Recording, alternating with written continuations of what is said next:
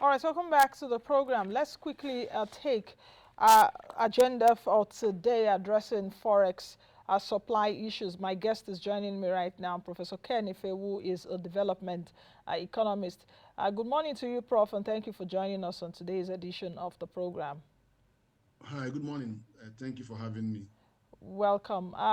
Prof, since the CBN announcement on floating of the Naira, um, a lot of people have different definitions actually of what that announcement means. But I would like you perhaps in just 1 minute explain to people that do not understand what floating of the Naira means, what was done before, what the CBN used to call managed float. I had to take a look at even the history of CBN's, participation in the FX market, and it's been decades and many, many years. So please explain what was happening before and what is happening now. Anyway, usually we are running a free market, and one of the characteristics of a free market is that you like to leave things to market forces to resolve itself. And what it means in effect is that you allow the forces of supply and demand to establish an equilibrium price, and those equilibrium prices shift over time. They are never constant, unless you have intervention. They tip the shift depending on the levels of supply and demand at any point in time. If a country wants to have a fixed rate, then you should be prepared to subsidize that, and which means that when the thing is floating and then it flows in a negative direction, you put in money to bring it back. But in this particular case, we before now, the central bank was quite concerned about the demand side of our currency.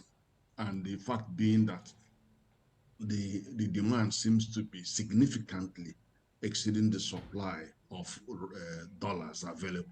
And dollar is the culprit actually here because we have tried things like doing currency swap with yuan with China, and I have thought that that was going to help reduce the pressure on dollar. Over 60% of world debt is denominated in dollar, and that is actually why you are having ripples now on the international scene, and you have the bricks moving against the dollar. So a lot of stuff behind that thing. But in our own case, our dollar supply is primarily from our petroleum products.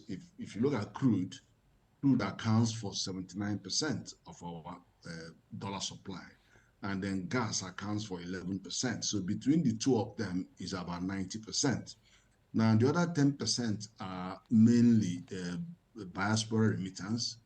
Then you have, and you know, diaspora remittance can be anything between 24 billion to 26 billion. It can actually go more. I'm sure it could be significantly more if the market allows it to buy at a good rate. Then the second one is foreign direct investment. Now, foreign direct investment, by its definition, it has to be seen to be flowing in, and it has to be a certain percentage, over 10%. It's restricted in its definition anyway.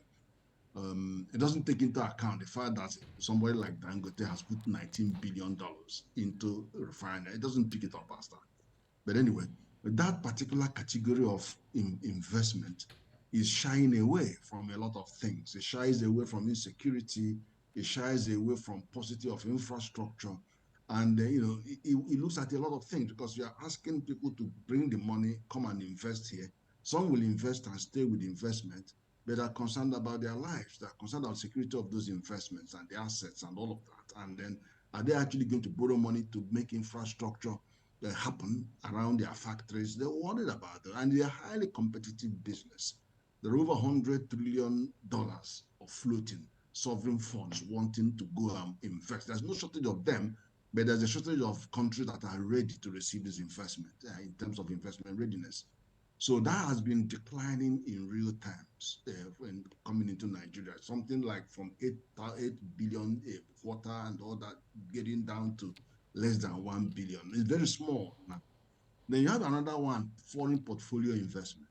And those ones can flow in various directions. They can flow into company assets, to investment into stocks and shares. companies, or you can flow into buying securities. For example, government securities, like where it depends on the yield there. The yield is what will determine whether they are going to patronize that market. But more importantly, they're also concerned about how quickly they can exit the market. So are you going to give them the dollar to exit the market? So they can come, but they don't want to come into the instruments where they will be getting, like if you look at government securities now. So you could see that some of them are about 5%, 4%, 6%. So how many of them are prepared to come and buy that only for inflation to eat it up at 22.4? So they may not want to do that.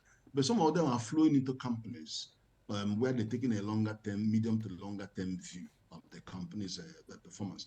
But also not just the ones flowing from outside. There's also the ones from inside, because people who bought the government security, some of them will now want to remove them because the yield has come down significantly from 15, 13, 14% down to 5. They will move them away and take them to companies. Although in the company, if you're buying shares in the company, and you can see how banks are performing very well, if you're buying shares there, you don't give too high. It's only about 2, 3 years. You allow it there, then you will be a superior performance. So there's a lot of that movement going on because the yield are coming down on Okay. treasury bills. Okay. Okay, Prof. You've just given me a typical answer of a prof. You delved into a lot of issues, but let me come back and try to condense some of the things that you have said. Now, let's quickly take a look at, since this announcement, the concern has really been where this Forex supply would come from, where the dollars will come from. I heard you clearly. You talked about the diaspora remittances, which is over 20 billion, talked about FDI, but we know that FDI will not just start trickling into the country in the short term. FDI is also still dependent on policies of government, the reforms that will go on, and foreign investors will see that perhaps Nigeria is ready for business and bring in their foreign exchange. But where in the immediate term can we get FX for the market? Do you think that we have enough supply right now? Because you've been seeing even the way the No, we don't. Naira has been depreciating against the dollar has been topsy-turvy. Yesterday it was 768 at the I&E window. No, we don't have enough. Let me explain something. From 2014, NNPC used to send about $3 billion every month to central bank. But though they also come back to take some of that money to enable them import fuel and all that stuff. But what has happened for over the last 2 years, they haven't actually been sending. And even the governors have not been getting some of those money from excess accounts. So what then happened was that I think just not too far away, they now started doing 300 million a month, but that's 10% of what they should have been sending. And the reason is that the NNPC did a currency swap, not currency, I beg your pardon, crude swap with foreign refiners. They send them the crude, they refine, and then they send back PMS. Now, on a normal day, that will be a business that will give you profit because there are many people who are in the refining business. But that's not what happened here. What happened here is that they get the PMS and then they do their calculation and they turn around and say to government, oh, wait a minute, you are owing us, so there's under recovery. What will cost us to bring this fuel is even higher than what we would have got if we were to sell the crude. So the difference is go and borrow 500 billion naira every month and pay to us. That's under recovery. But you see, the reason for, a lot of reasons go into this. NNPC is carrying heavy dead weights. Can you imagine they have 4 refineries, gigantic refineries, and they're paying salaries for workers for not working. And then look at so many dead assets that they have that are actually, and during the PIA, it looks like government was prepared to bail them out of some of those dead assets. But I don't think it has happened because of the financial situation. So that is what sympathy that you could have for them. But again, you have to also remember that we are in a market where it's got to be competitive. So the fact of the matter is this: CBN requires $1.8 billion every month to disburse. they're getting only about 300 from NMPC. Now, apart from the CBN $1.8 billion they require, they have to use this money to service our foreign denominated, dollar-denominated loans. They have to provide for imports, for manufacturers. They have to provide for medical, all kinds of things. Then you have the demand from the importers, about $4.6 billion every month. So when you add the CBN requirement to the importers requirement, it will all be heading to $7 billion against what receipts. The receipts is just about 300 million from here, and then you have that's what remittance. It's not enough. It's very big gap, very big gap. So you have to be thinking about how to close that gap. Now, and part of the argument that follows from how to close this gap is, why is it that we are importing the fuel? Because it is the importation of that fuel that clears out all the revenue we would have got in dollars. So then you turn back again and said, okay, why is it that these refineries are not working? If the refineries are not working, what other options do we have? And that's where people will tell you that we have modular refinery licenses.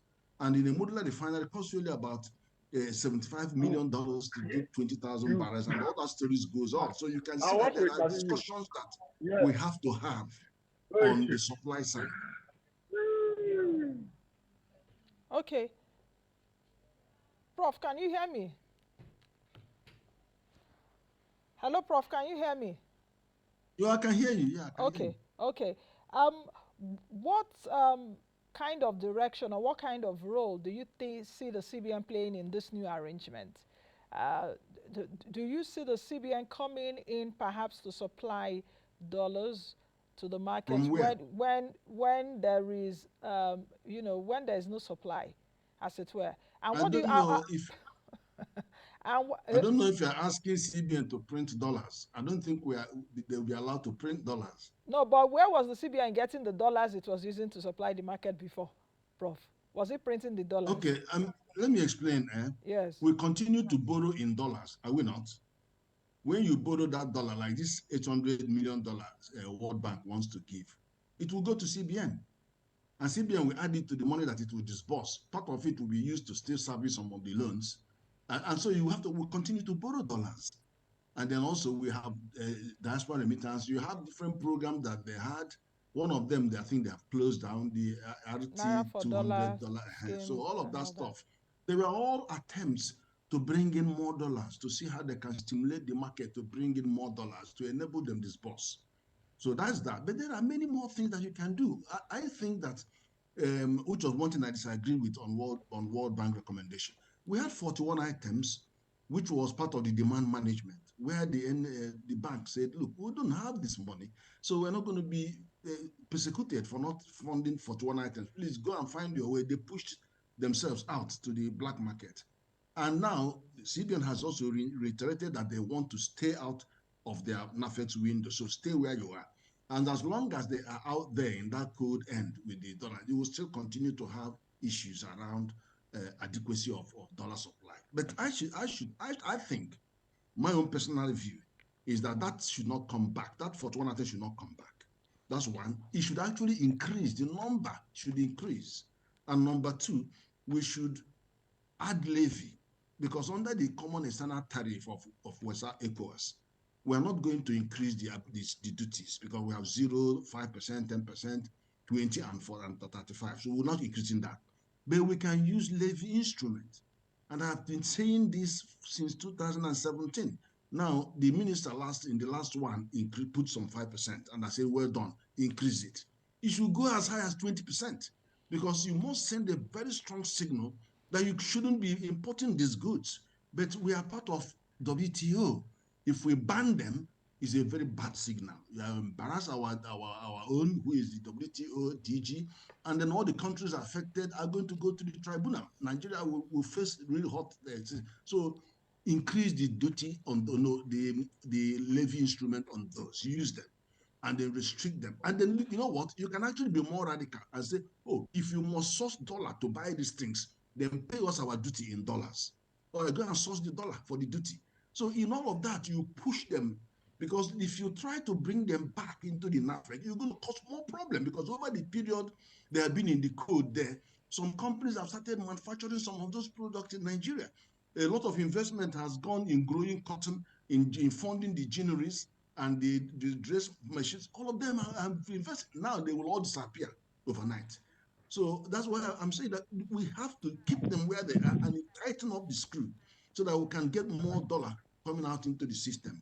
That's one of the views. There are many other views of things you can do to increase the dollar supply. Quite Hello, a few hello, other hello, hello, things you mic can check do. one. Hello, hello, hello, hello, hello. Okay.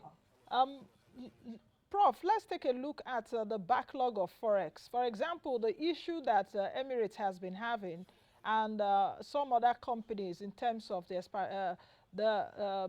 know, taking their dollars, which was really legally earned here, out. How do you think that that issue can be addressed? Because with this floating of the naira with the everyone should go to the market to source if you want to buy or if you want to sell the dollar. How do you think that that issue will be addressed? Because it seems to be hanging really. Yeah, no, normally, if not for the fact that we have issues around our monetary policy, um, some of them we cannot avoid, especially the structural side of things. Floating this would have helped. Secondly, it could not help that much if we are not really exporting anything other than oil and gas. We don't have control over the pricing of oil and gas. Neither do we have control over the quantity you have to produce. What you may have control is in the blockages, all these people that are vandalizing and all that, so that you can actually try to meet your own quota. But if you look at the other area, is if we had more domestic capacity to refine the crude that we have, which I said is a big option, then we wouldn't even have been in this position at all, because all the dollar we're earning would have been more than enough to pay for all the services, all the requests that we have, including all these airlines and all of that.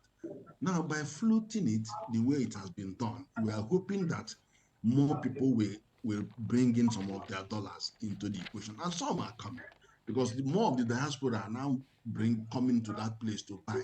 Initially, some of them are buying, some are not buying.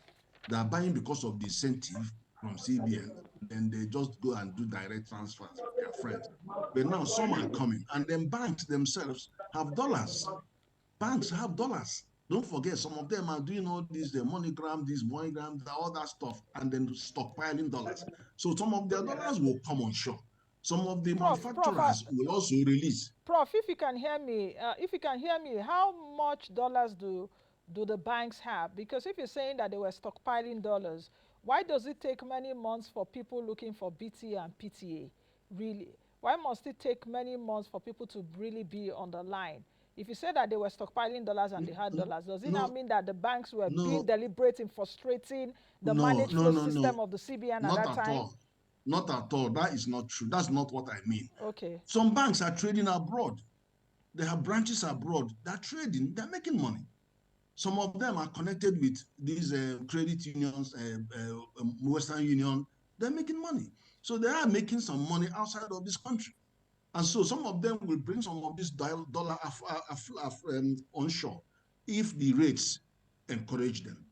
And the same with some private sector. Nigerians have a lot of money abroad, not just those in the diaspora.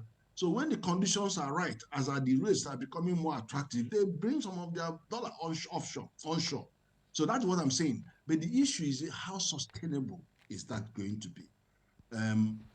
Are they going to still be enough to meet the demand and that bridge that demand gap? So the answer is that it may not be enough. So what you are going to see is, if you're looking at a trajectory of because the thing keeps going up and down, going up and down. And then as it's going up and down, they are close, or the two rates are coming close, but they're all going up and down. But because we're having less dollar supply, it will be sliding down. It will be sliding down, but still going up and down and sliding down. So it is only when you have good supply that you can have it move in a straight line like that. So that is what I'm trying to say. So the end of that game is how do you increase the supply of dollar into the system?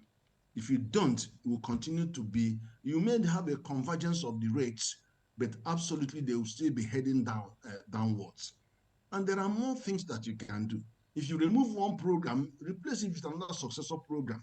that will still be encouraging export, encouraging those who have exported to bring down back some of that dollar.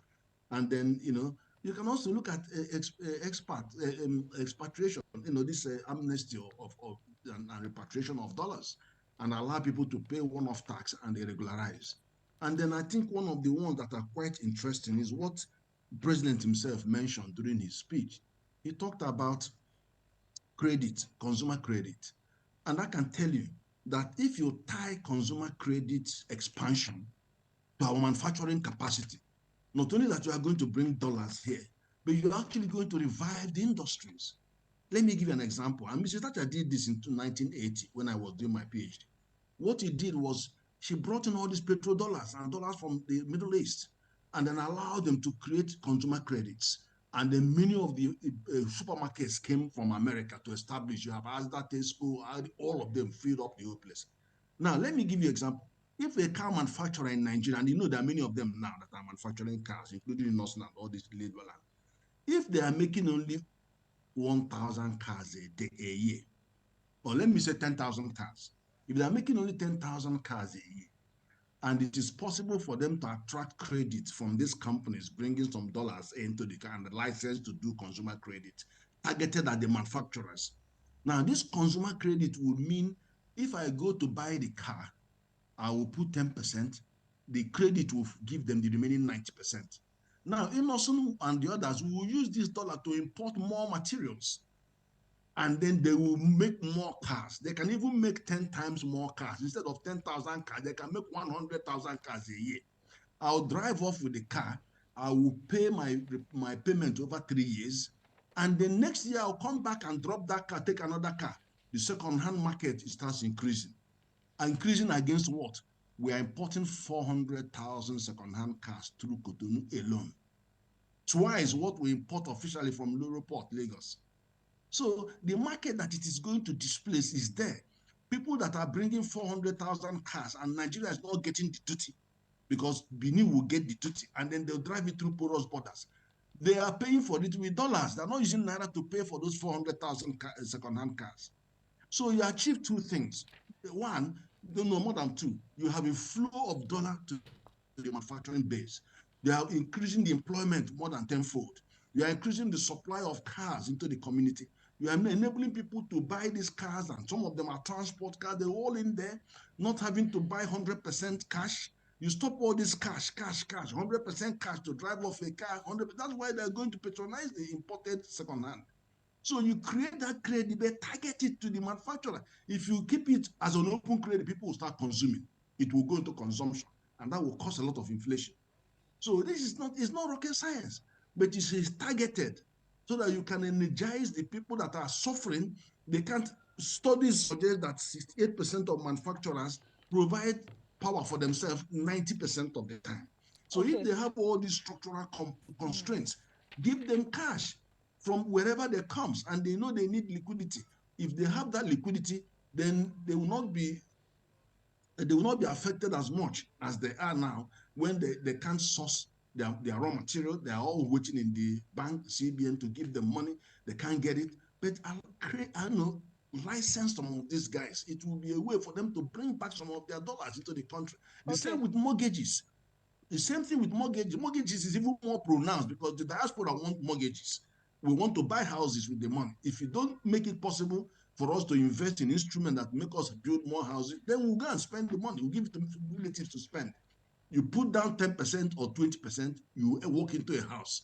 You now start paying over 10 years. Okay, but the Prof, one that built the house, I can hear you. Yes, Prof, sorry to cut you in. And in just about a minute, I would like you to come in on this point in terms of the removal of restrictions on domiciliary accounts in the country right now. How do you see that moving forward, at least in the short to mid term? Do you think that perhaps even the politicians that have stacked dollars, or those that have it, not necessarily only politicians, I don't know, there seem to be an endangered species in the country. But do you think that will encourage people now that perhaps have had dollars or foreign currency in their houses or wherever they kept it to bring it to the banks right now, thereby influencing supply? Very quickly Yeah, before we that, go. that will, anything that will increase the flow of dollars in the economy will help, including this measure that you have just mentioned about, easing out the restriction on the domiciliary accounts. And if they can even earn interest in the domiciliary account, that would even be better. So we do need, it's easier for you to have your money in our country, but in our domiciliary account than to flow these monies elsewhere. And then, sometimes the details of that accounts are never found. And if somebody dies, the families can't even access the money that they have all over there in the foreign banks.